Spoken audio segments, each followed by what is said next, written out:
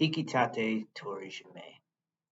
It's a very formalized introduction to this technique, and I'll show it the formal way as I understand it and suggest a simplified, perhaps more practical entrance at the end of the video, but the technique will be the same. The way we practice this at the dojo is I will be sitting seiza, one tatami mat a length from someone else. We're going to bow to each other, except I'm going to not go actually into the bow. I go down like I'm bowing, but I never stop looking and never bow my head. They go for their bow. I'm going to come up on my fingers.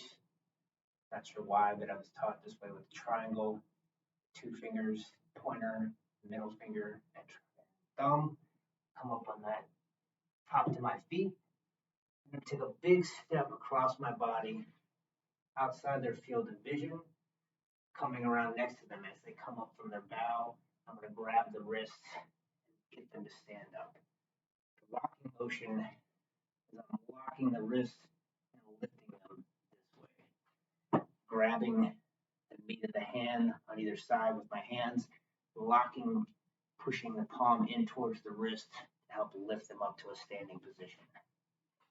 One more time, go up with the bow. I don't go all the way down. Up, quickly step across my body, outside their field of vision, around next to them, locking the hand and standing up.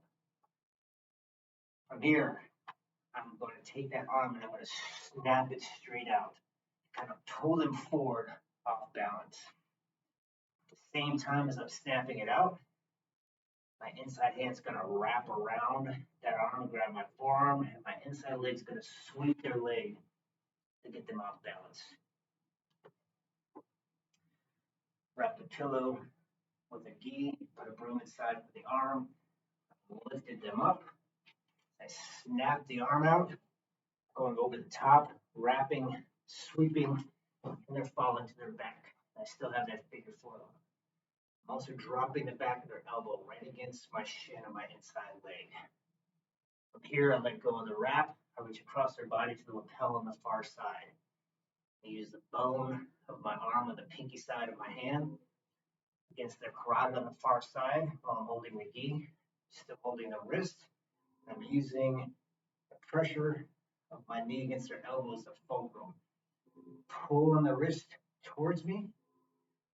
I can also pull from the lapel on the far side as I begin that strangle, using the fulcrum of my shin on the back of the elbow. Lift them up and turn them over.